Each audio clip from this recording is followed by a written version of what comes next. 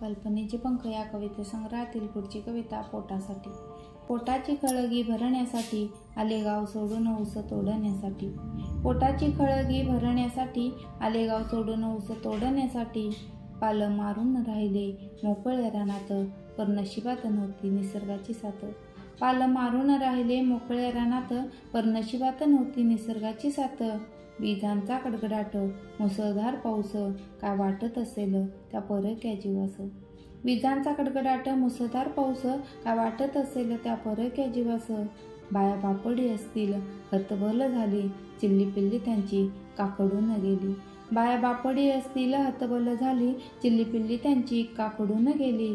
वाऱ्यावरचा संसार उघड्यावर पडला पोटासाठी कसा वनवास घडला।